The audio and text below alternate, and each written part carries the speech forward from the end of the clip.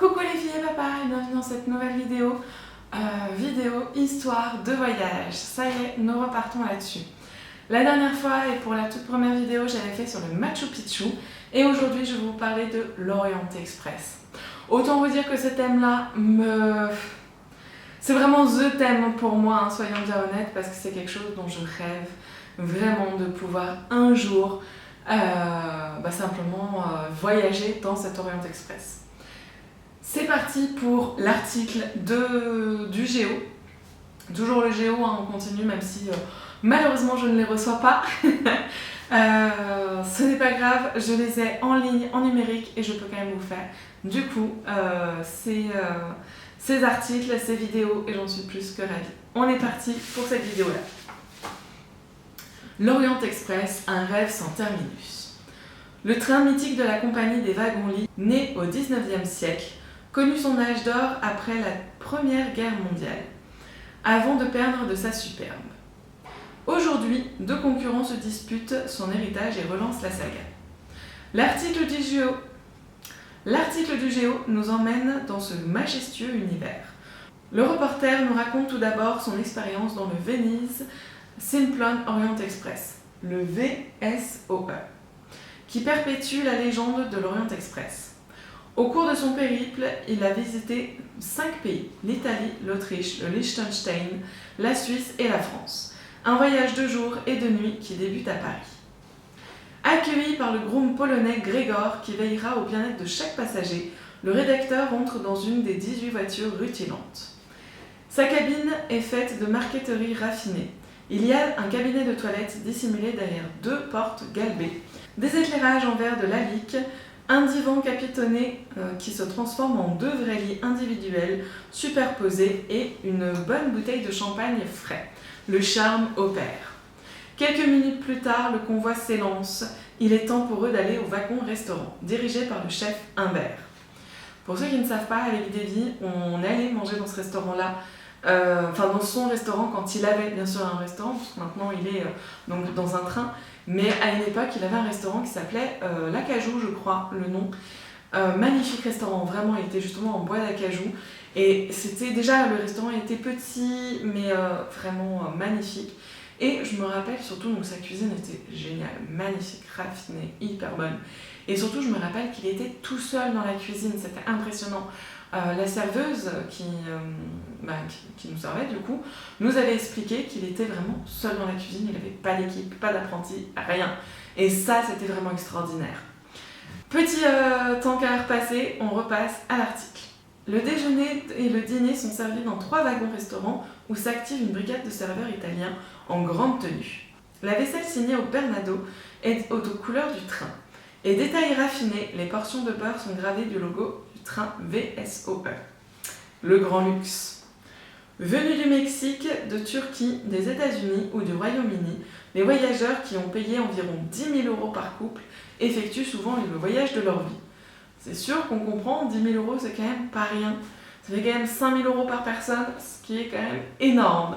Autant vous dire que nous, on va pas encore se le payer, mais j'aimerais bien au moins le faire une fois dans ma vie. Aucun ne se fait prier pour se mettre en tenue de soirée une fois la nuit tombée. Smoking pour les hommes et robe longue pour les femmes. Dans les voitures, restaurants, bars, le champagne, les cocktails et la musique réchauffent très vite l'ambiance. Le train devient un théâtre dans lequel chacun joue son rôle. Cela fait 40 ans que le groupe Belmont, une entreprise britannique spécialisée dans le tourisme de luxe, opère ce train. Entre Londres et Venise, ou entre Paris et Berlin par exemple. Une fois par an, il renoue aussi avec son glorieux passé, en effectuant un voyage vers Istanbul en 5 jours. Le fondateur Belmont, l'américain James Sherwood, a racheté des voitures aux enchères peu de temps après l'arrêt définitif de l'exploitation du train en 1977. Il les a restaurées dans les règles de l'art avec l'idée de proposer aux Happy Few une croisière sur rail conforme en tout point à la légende. Décédé en 2020, il est devenu, grâce à cette rénovation réussie, l'un des grands contributeurs de l'histoire riche en rebondissements de l'Orient Express.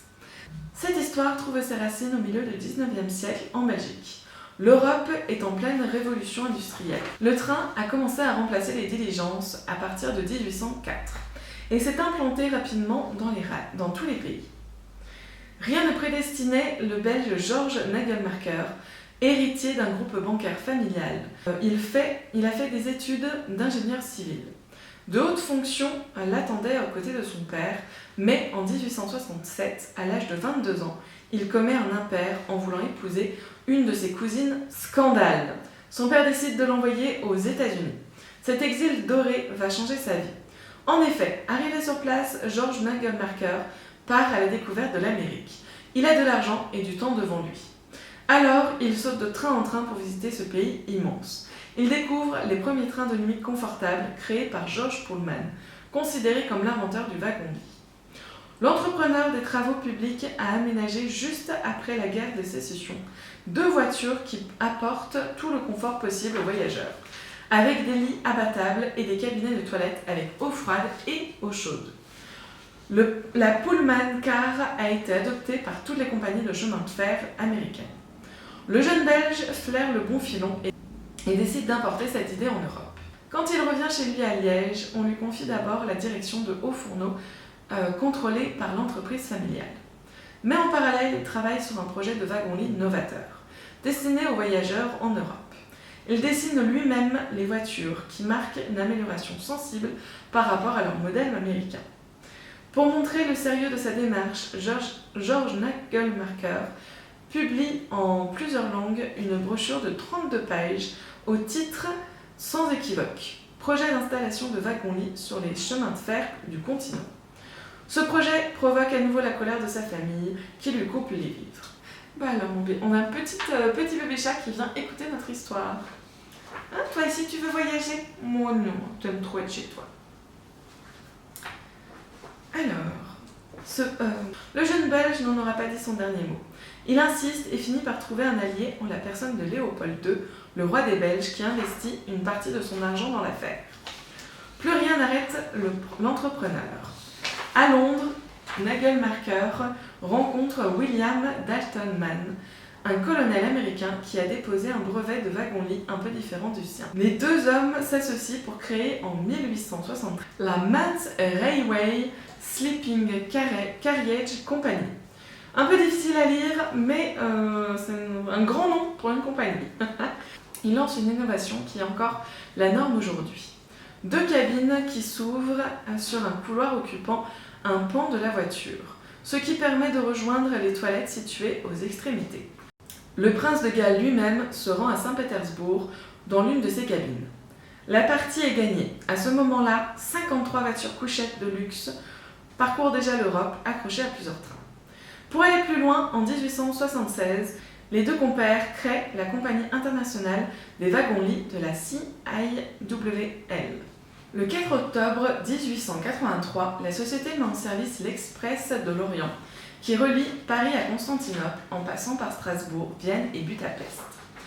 Le train effectue l'aller-retour en 13 jours. Révolutionnaire. Il invente la notion du voyage long cours en s'affranchissant des disparités géopolitiques de l'Europe. Il traverse l'Allemagne de Bismarck, l'Empire austro-hongrois de Sissi, les Balkans et les Carpates avant d'atteindre les portes de l'Empire ottoman. Mais certains obstacles restent infranchissables. À la frontière entre la Roumanie et la Bulgarie, les passagers doivent traverser le Danube à bord d'un bac, avant d'emprunter un autre train, le Danube étant le 2e plus long fleuve d'Europe. Un peu plus loin, à Varna, un navire les embarque vers leur destination finale, Constantinople. Tous invités de la Compagnie internationale des wagons-lits, les passagers du train inaugural ont le sentiment de vivre un événement historique. Parmi eux, Georges Boyer, journaliste du Figaro, qui fait partie des passagers avec son collègue Henry Hopper de Blois du Times. La thèse dans les colonnes de son journal le 20 octobre 1883, en 76 heures au lieu de 111 comme autrefois, nous avions accompli le trajet de Constantinople à Paris, et cela sans la plus légère fatigue. Au départ, ceux qui ont pris part à ce voyage ne se connaissaient pas pour la plupart. Au retour, tous ces hommes de position et d'âge différents étaient liés par une vive sympathie. Les ingrédients qui vont fabriquer la légende sont déjà là. Dans le train, le chef cuisinier fait l'unanimité. Oula. Cet homme de génie nous a confectionné des mets d'une saveur exquise, variant ses menus suivant les pays que nous traversions. le Belge Nagelmacher, qui n'a cessé de chouchouter ses invités pendant tout le voyage, peut savourer. L'Express d'Orient est sur de bons rails. Il l'est encore plus le 1er juin 1889. L'intégralité du parcours peut être effectuée en train grâce à l'achèvement d'un dernier tronçon de la nouvelle voie entre Budapest et Constantinople. Fini les changements de véhicules pour traverser le Danube. Le succès du train, son luxe ostentatoire, attise toutefois la convoitise. En 1891, des bandits l'attaquent. Ils volent de l'argent et des bijoux aux passagers. Mais rebaptisé l'Orient Express, il poursuit son essor. Célébrités, hommes d'affaires et personnes fortunées apprécient de pouvoir voyager sans avoir à présenter leurs papiers aux frontières. C'est la compagnie de train qui s'occupe des formalités. Jamais rassasié, son fondateur comprend que l'avènement du transport international ouvre de nouveaux marchés. En 1894, il a créé une filiale, la Compagnie internationale des grands hôtels. Son idée, prolonger l'expérience du voyage dans les palaces situés sur le parcours de l'Orient Express. Le Pera Palace à Constantinople est l'une de ses premières réalisations. En 1914, cette nouvelle entreprise possède un réseau d'une trentaine d'établissements implantés de Lisbonne au Caire en passant par Nice et Paris. Après la Première Guerre mondiale, l'Orient Express étend son réseau au Proche-Orient. À partir de 1919, on rejoint Constantinople depuis Londres en 7 jours, avec le Simplon Orient Express. Le tunnel du Simplon, creusé sous les Alpes entre la Suisse et l'Italie, permet de gagner du temps en passant par Milan, Venise et Belgrade. Dans les années 1930, le Taurus Express consolide la présence de la CIWL au-delà de Bosphore. Doté de 2 axes, il se dirige d'un côté jusqu'à Bagdad et Bassora et de l'autre jusqu'à Beyrouth, Haïfa et Le Caire. Une correspondance pour Téhéran est même assurée. En parallèle, en 1926 et 1929, la configuration du train a changé. Confiée aux décorateurs René Lalique et René Proux, de nouvelles voitures en acier ont remplacé celles en bois. Elles deviennent les ambassadrices du style Art déco. Les voitures utilisées aujourd'hui par Belmont datent de cette époque. C'est aussi à ce moment-là que le train est confronté à un événement qui va changer à jamais son image aux yeux du monde.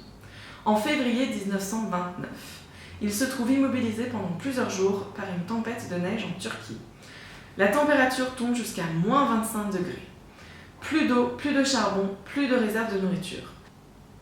Les passagers, raconte-t-on, doivent lutter pour leur survie, allant jusqu'à tuer un loup avec le fusil de l'un d'entre eux. Ils échangent leurs bijoux contre des soupes ou des œufs avec des villageois. Cet épisode est immortalisé par la romancière Agatha Christie dans Les Crimes de l'Orient Express qu'elle publie en 1934. Dans le train coupé du monde, le détective Hercule Poirot enquête sur un mystérieux assassinat. 2 adaptations du best-seller planétaire au cinéma, dont la plus récente est signée Kenneth Branagh, entretient une légende toujours vivace. Clairement, ça fait partie de l'un de mes films préférés. Vraiment, Le Crime de l'Orient Express, justement la plus récente que j'ai pu voir, j'ai juste adoré. On continue. Avec la Deuxième Guerre mondiale, l'âge d'or de l'Orient Express s'achève. Les trains internationaux sont partiellement à l'arrêt. Certes, le service reprend jusqu'à Istanbul fin 1945, mais les guerres froides entravent la circulation en Europe de l'Est, allongeant les temps de parcours. La crise au Proche-Orient interdit les traversées de cette région en train. Et la concurrence de l'avion porte un coup fatal aux voyageurs de plusieurs jours. En 1977, la page se tourne définitivement. Après d'ultimes tentatives de relance, les dernières lignes régulières offrant des voitures couchettes de luxe et une restauration haut de gamme cessent leur activité en Europe. Cette année-là, les magnifiques voitures bleues marines sont vendues aux enchères. Les collectionneurs et passionnés de trains sont au rendez-vous. Le roi du Maroc s'en offre 2. L'Américain James Sherwood et le Suisse Albert Glett sont aussi actifs sur ce marché de l'occasion. Ils reconstituent l'un et l'autre des rames complètes qu'ils mettent en service pour commercialiser des voyages de luxe, à la manière des croisières bateaux. Celui de Sherwood s'appelle le Venice Simplon Orient Express. Celui de Glatt, qui est lancé dans cette aventure en 1976, le Nostalgie Istanbul Orient Express. Mais le Suisse abandonne la partie à la fin des années 90. Son train, privatisé par le chanteur Michael Jackson pour sa tournée européenne de 1992, termine sa vie sur une voie de garage dans une petite ville de Pologne située à la frontière biélorusse. Se dire quand même, Michael Jackson a privatisé un train entier. C'est complètement dingue. Pendant quelques années, Belmont n'a plus de concurrents. Jusqu'à l'entrée en piste du groupe hôtelier français Accor. Celui-ci a acheté à la SNCF en 2022 100% des actions de la société, qui exploite la marque Orient Express. Il projette bien sûr de développer des hôtels sous ce label, mais il va également se lancer dans la gestion de croisières de luxe sur rail. Par exemple, avec l'Orient Express, la Dolce Vita, qui circulera surtout en Italie, à partir de début 2024. Après de longues négociations, il a également acquis les voitures de la rame d'Albert Leitz, restées en Pologne. Rapportées en France, celles-ci vont être restaurées et réaménagées à Clermont-Ferrand. Objectif affiché, augmenter fortement le confort à bord et en faire le plus beau train au monde.